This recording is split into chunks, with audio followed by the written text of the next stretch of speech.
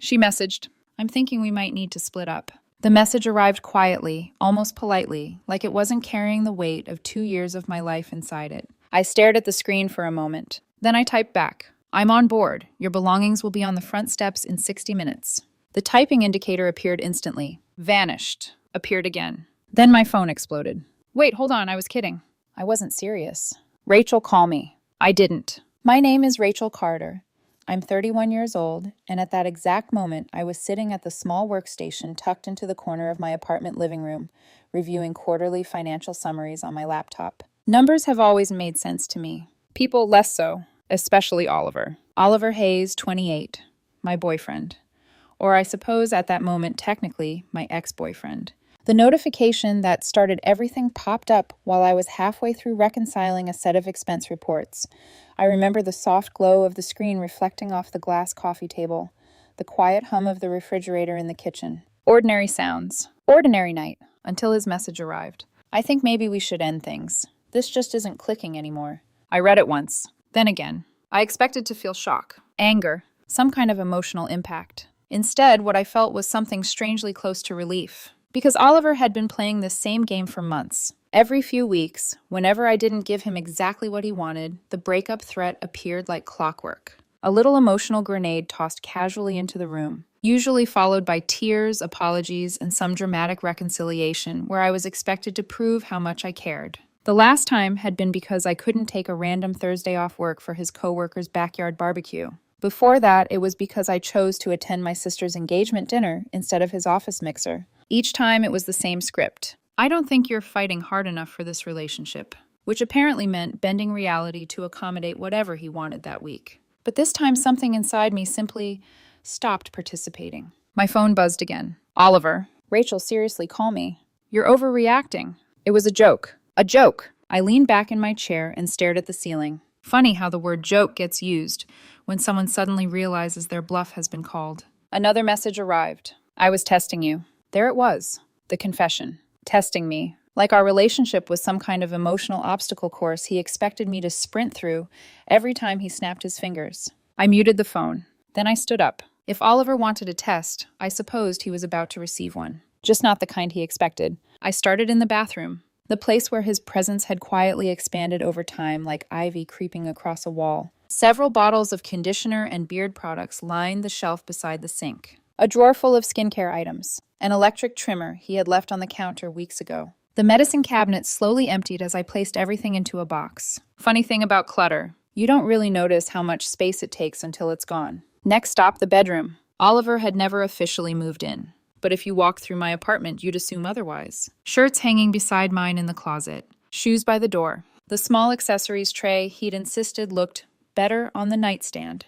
Decorative throw pillows that somehow made sleeping feel like solving a puzzle every night. I tossed them all into another box. The fake succulent plant he swore elevated the aesthetic went in too. I had always suspected it was plastic. Now I confirmed it. Living room. His yoga mat leaned against the wall. The stack of glossy coffee table books he had arranged carefully but never actually opened. One was about minimalist architecture, which was ironic considering how much unnecessary stuff he had slowly filled my apartment with. I paused when I reached the framed photo sitting beside the television. Oliver and me at his cousin's wedding reception last summer. He looked radiant, arms around my waist, smile wide and confident. I looked cornered, like someone posing in a photograph she didn't realize would become evidence later. The frame went into the box. Kitchen next. The artisanal tea packets he insisted were superior to regular tea. The juicer used exactly twice before he decided cleaning it was too much work. The air fryer he begged me to buy that ended up occupying half my counter space while gathering dust. Each item disappeared into cardboard containers. 45 minutes later, the apartment looked lighter. 6 boxes. 3 trash bags. Everything neatly packed. Everything labeled. My phone had reached what could only be described as apocalyptic levels of activity. 47 missed calls. More messages than I cared to count. Several voicemails. I imagined Oliver pacing somewhere, staring at his phone, convinced I was about to call him back and apologize for ruining his little performance. Instead, I carried the boxes outside, one by one. The night air was cool and still. Street lights cast long shadows across the driveway as I arranged everything neatly on the front steps. For a moment, I simply stood there, looking at the stack. 2 years of emotional chaos reduced to cardboard containers. I took a photo. Then I sent him a message. Everything is outside. Please retrieve it within 2 hours, or it goes curbside for charity pickup. The reply came instantly. You can't do this. I locked the door behind me and returned inside. Another message appeared. I pay rent. I stared at the screen and laughed quietly. No, he didn't. He occasionally contributed to groceries. And by occasionally, I mean twice in 6 months. Another text. I'm heading over. We need to talk. You're overreacting. It was a joke. The word again. Like the time he jokingly threatened to burn my vintage concert shirts because I went to my brother's bachelor dinner instead of his office happy hour. Or when he jokingly updated his relationship status to single because I refused to buy the designer watch he wanted for his birthday. Comedy gold. 20 minutes later, headlights slid across the curtains in my living room. A car engine roared into my driveway. I walked to the kitchen counter where my tablet displayed the doorbell camera feed. Oliver's sedan screeched to a stop. He jumped out before the car had fully settled. His face was flushed. There were tear tracks beneath his eyes. He stormed toward the front door and began pounding. Rachel! Open the door! This is insane! I tapped the microphone on the doorbell camera. My items are on the steps, I said calmly. Please take them and leave. Oliver froze. Then he looked up directly into the camera. I'm not going anywhere until we talk. I leaned closer to the microphone. If you remain on my property, I'll call the police for trespassing. Silence. Then Oliver grabbed the nearest box and hurled it straight at my front door. Cardboard burst open across the steps. Clothes scattered everywhere. Classy. A moment later, he collapsed onto the steps and pulled out his phone. Speaker mode. I recognized the voice that answered. His mother. Honey, what's going on? Oliver sniffed dramatically. Mom, she's kicking me out. Over a text. There was a pause. What did the text say? Oliver hesitated. I might have suggested we break up. Another pause. Longer this time. But I was kidding, he added quickly. It was a test. The silence on the line felt deafening. Then his mother sighed. Oliver. Yes? You didn't. She said it quietly, but the weight behind those 2 words landed harder than any shout. From the kitchen counter, I watched everything through the doorbell camera feed. Oliver sat on the front steps of my apartment building, surrounded by half-opened boxes and scattered clothing, the cardboard he'd thrown still split open beside him. His shoulders slumped slightly. Mom, it wasn't like that, he muttered defensively. What exactly was it like? She asked. It was a test, Oliver repeated, like saying the word enough times might make it sound reasonable. To see if she'd fight for me. On the camera screen, I watched his mother process that information in silence. Then she exhaled slowly. Oliver Hayes, she said, you broke up with her as a test? He rubbed his forehead. Well, not really broke up. I just suggested it. And what did she say? She agreed. The pause that followed stretched long enough that even through the phone speaker I could feel the embarrassment radiating from the other end. Finally, his mother spoke again. Come home. What? Come home.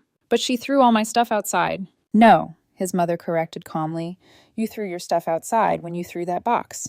Oliver looked down at the mess around him. From the camera angle, I could see socks, one of his hoodies, and a tangle of charging cables spilling across the steps. You need to leave her alone, his mother continued. You played a stupid game and it backfired. Mom! Come home. The line disconnected. Oliver stared at his phone like it had betrayed him. For a moment, he sat there without moving. Then he looked up toward the camera again. Rachel, he said, voice rising. You're seriously going to hide behind the door like this? I leaned toward the microphone. I'm not hiding. Then open the door. No. You're being dramatic. I almost laughed. That's an interesting word choice, I said calmly. Oliver stood up abruptly and kicked one of the boxes. 2 years, Rachel? Yes, I replied. 2 years. And you decided to end it by texting me a breakup test. It wasn't real. It was real enough for me. He raked his hands through his hair, pacing in circles on the steps. I thought you'd fight for me. You thought I'd panic. You didn't even try. I watched him through the screen, studying the expression on his face. The confusion, the anger, the dawning realization that his usual script wasn't working. You know what's interesting, Oliver? I said through the speaker. What? This isn't the first time you've done this. That's different. No, I said quietly. It's exactly the same. The silence stretched again. Cars passed occasionally on the street. A dog barked somewhere down the block. Ordinary life continuing around the wreckage of Oliver's expectations. Finally, he crouched down and began stuffing clothes back into the torn box. I can't believe you'd do this over a misunderstanding, he muttered. Over manipulation, I corrected. You're twisting it. I'm ending it. He froze. Then he looked up sharply. You're serious? Yes. His expression shifted. The anger drained out of his face, replaced by something closer to panic. Rachel, come on. No. You know I didn't mean it. You said it. I was testing you. And you got your answer. Another pause. Are you really throwing away 2 years like this? The irony of that question hung in the air between us. You ended the relationship, I reminded him. I just agreed. That's not what I meant. But the argument was already losing energy. Oliver glanced at the boxes again, then at the door, then back at the camera. For a moment, he looked almost smaller. Not intimidating, not dramatic. Just a man who had expected the story to go differently. He picked up the torn box and carried it toward his car. Then another, and another. I watched as he loaded everything into the trunk. The entire process took about 15 minutes. No more shouting. No more dramatic speeches. Just the quiet sound of cardboard sliding across pavement. When the last box disappeared into the trunk, Oliver stood beside the car for a moment. He looked up at the camera one last time. You're going to regret this, he said. Maybe, I replied. Then he got into the car. The engine started. Headlights swept across the driveway again. And just like that, he drove away. I turned off the camera feed and leaned back against the kitchen counter.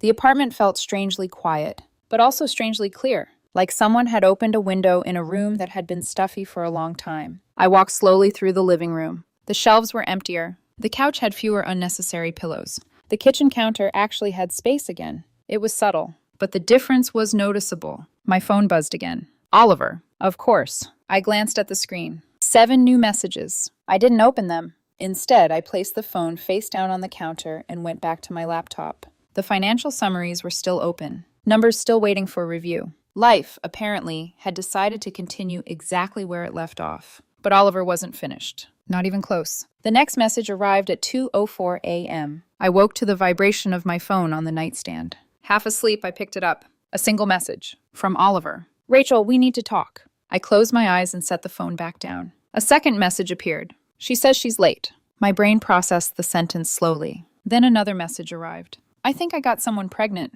My eyes opened fully. The room was dark except for the glow of the phone screen. I stared at the message for several seconds. Then I sat up. Because suddenly the drama Oliver had tried to manufacture earlier that evening had just taken a very different turn. The message glowed in the dark like it had weight. I think I got someone pregnant. For a few seconds, I simply stared at the screen. Not shocked. Not devastated. Just tired. It was 2:04 a.m. The city outside my apartment was silent, except for the occasional car passing somewhere in the distance.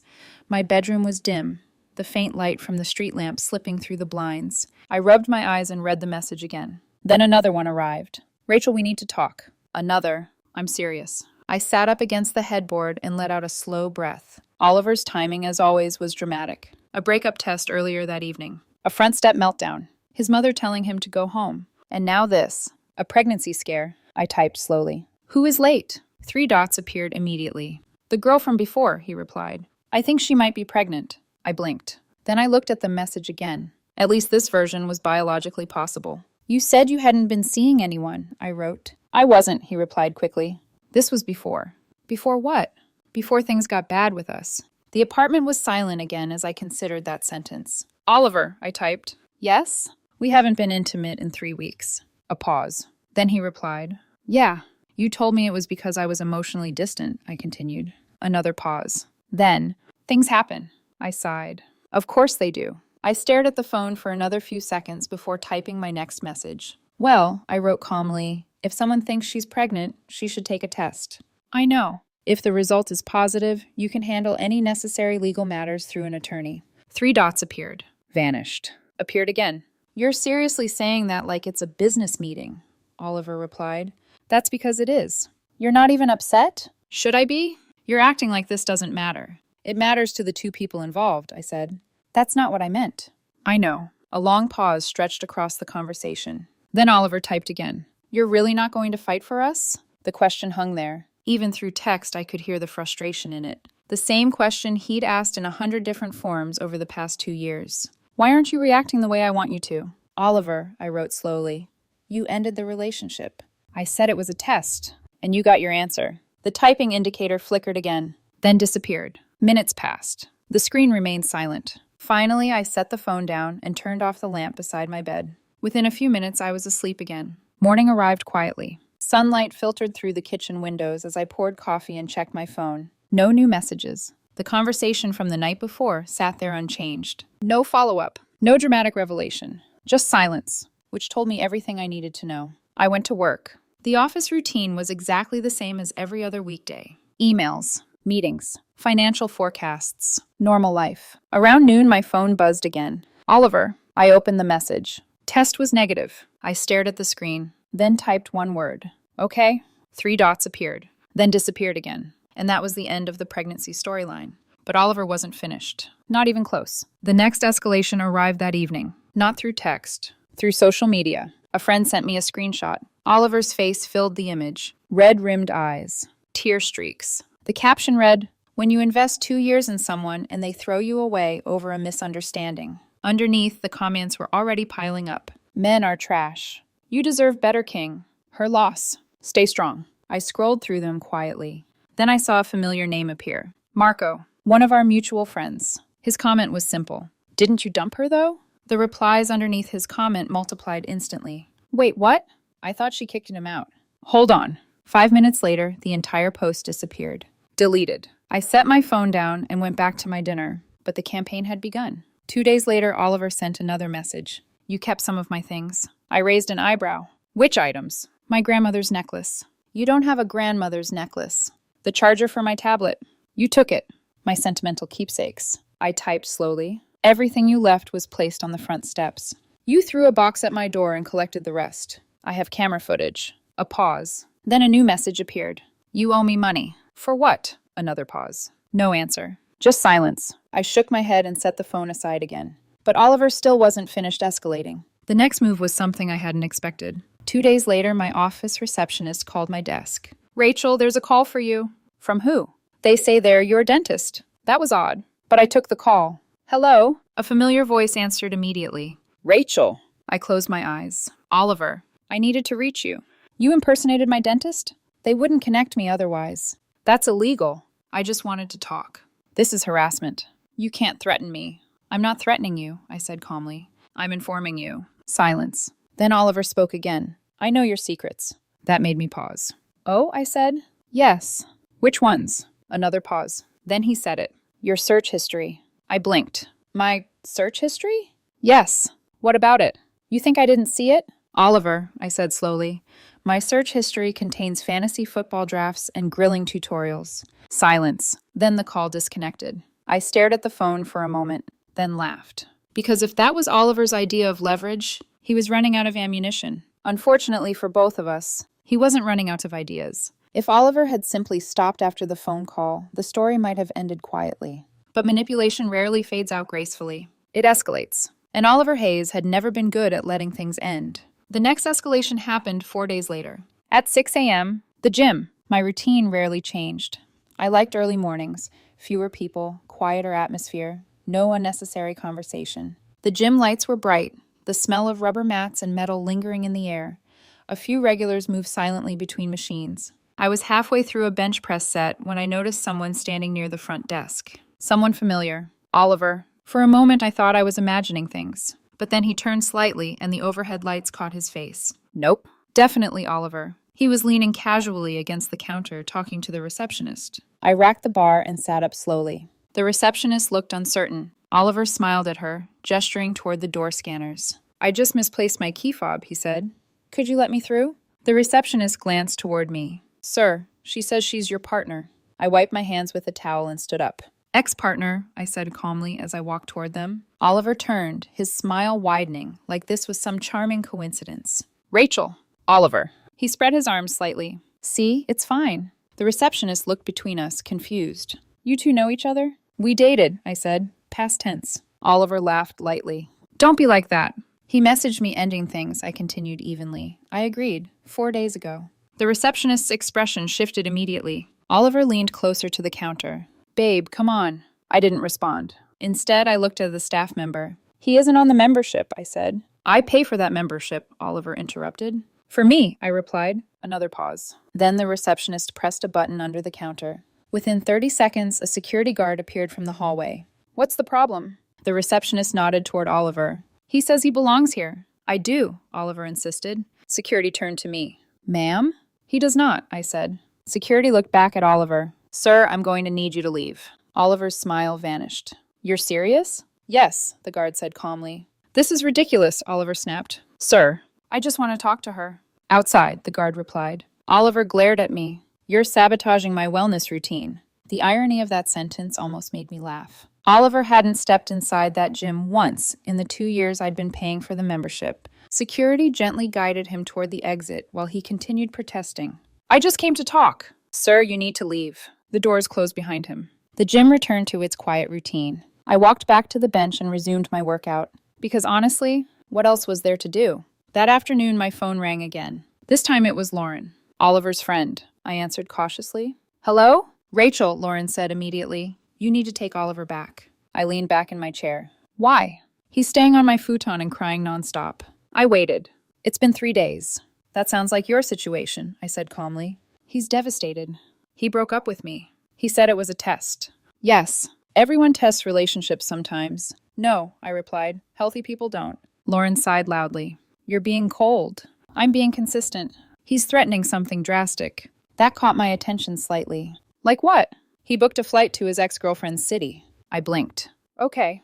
That's all you have to say? What would you prefer I say? Lauren sounded frustrated. You're not even jealous? No. You're unbelievable. I'm single, I said calmly, by his choice. The line went silent for a moment. Then Lauren muttered something under her breath. You know he expected you to fight for him.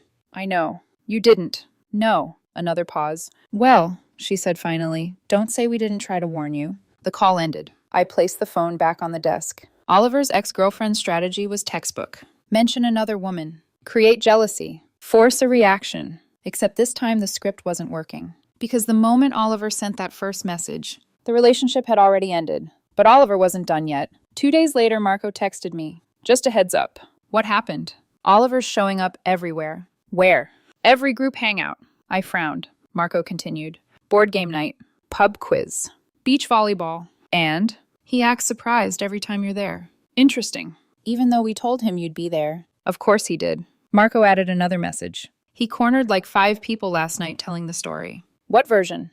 That you made a joke and kicked him out. I sighed. Marco sent another. Actually, that was version 1. What's version 5? You voiced concerns and he rendered you homeless. And version 10? Marco paused. Then typed. He says you orchestrated everything because you're seeing someone else. I stared at the message for a moment, then laughed. There's no one else. Unless you count your PlayStation. Marco replied instantly. That thing does get a lot of attention. The situation would have remained annoying, but manageable. Until Oliver crossed a line. A week later, my office security called my desk. Rachel? Yes? There's someone outside asking for you. My stomach tightened slightly. Who? Your ex-boyfriend, apparently. I walked to the window. And there he was, standing across the street, holding a poster. The words were written in thick black marker. Let's talk. I closed my eyes. Because suddenly the drama Oliver had been escalating was about to require something far more serious than ignoring him. The poster was impossible to miss. From the office window on the 3rd floor, I could see Oliver standing across the street, right on the edge of the public sidewalk. His jacket flapped slightly in the cold wind as he held the sign above his head like some dramatic protest. Let's talk. Simple. Direct. Completely absurd. I stood there for a moment watching him through the glass while the office hummed quietly behind me. Printers clicked. Phones rang.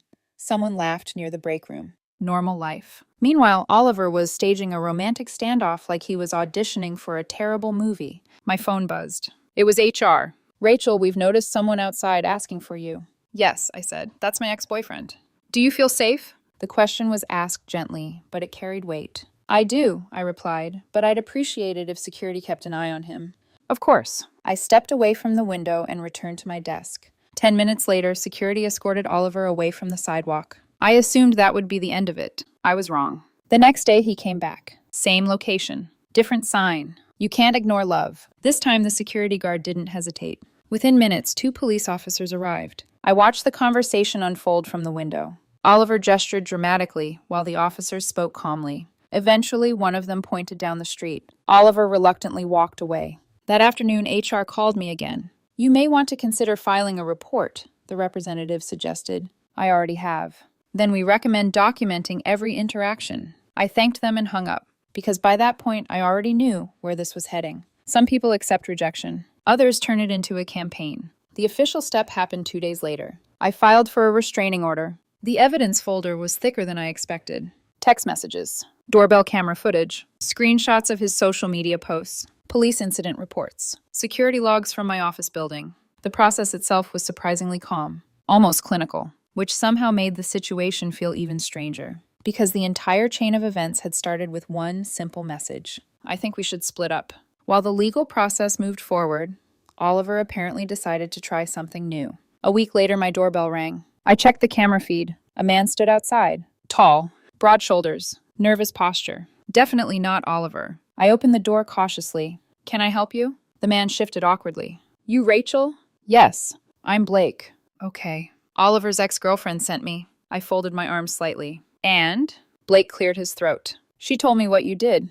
Oh? She said you threw him out over nothing. I studied his face. The puffed chest. The awkward attempt at confidence. A man trying to perform confrontation because someone told him he should. Did she mention the restraining order? I asked calmly. Blake blinked. The what? I walked back inside and grabbed the folder sitting on my entry table. Then I handed him a printed copy of the filing documents. Blake read silently for several seconds. His eyebrows slowly climbed upward. Wait, he said finally. You have camera footage? Yes. And police reports? Yes. And he admitted the breakup was a test? Yes. Blake lowered the papers slowly. Sorry. He rubbed the back of his neck. She told me you were harassing him. I shrugged slightly. Evidence says otherwise. Blake stared at the documents another moment, then shook his head.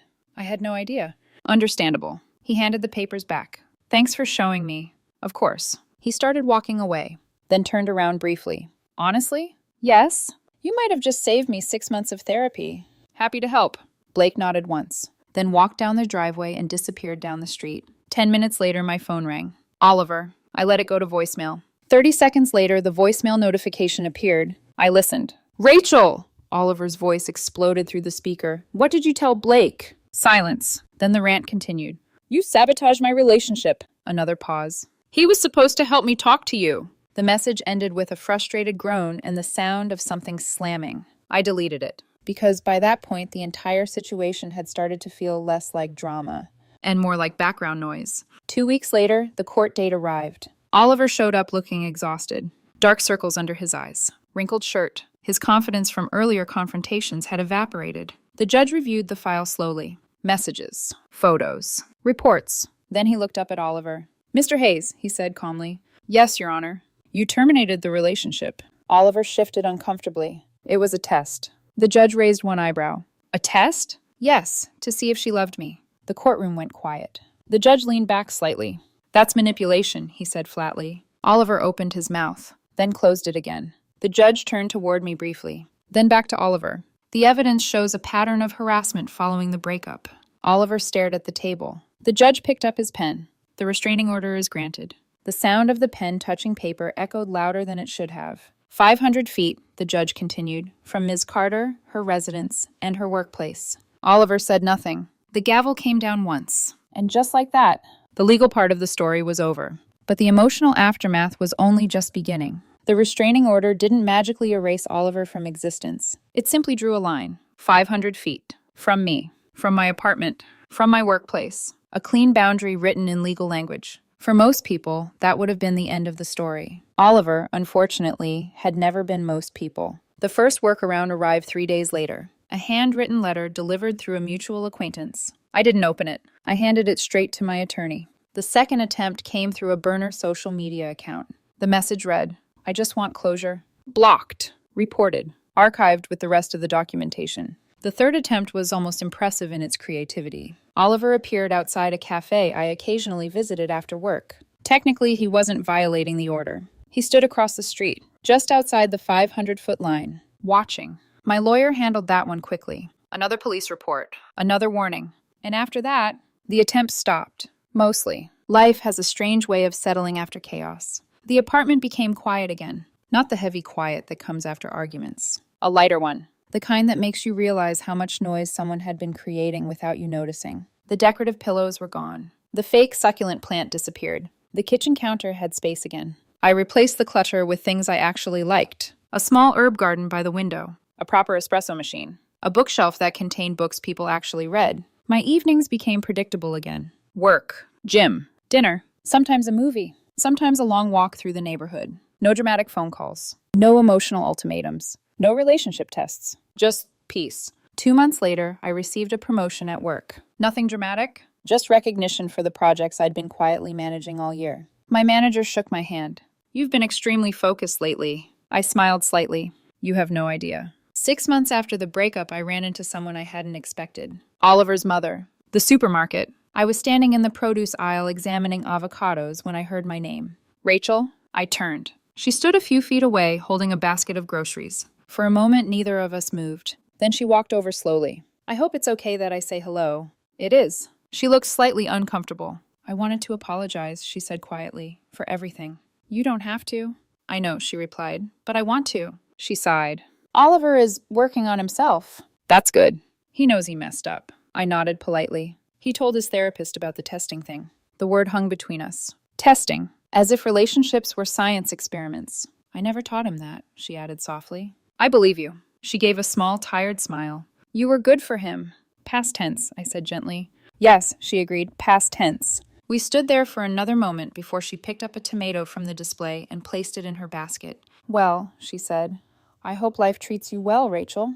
Thank you. And for what it's worth, she hesitated. You handled everything with more grace than most people would have. I just handled it, she nodded, then walked toward the checkout lanes. Later that evening, I sat on my balcony watching the sunset settle over the neighborhood. The sky was streaked with orange and deep purple. The quiet felt earned. Not empty. Earned. My phone buzzed. A message from Marco. Gym tomorrow? Of course.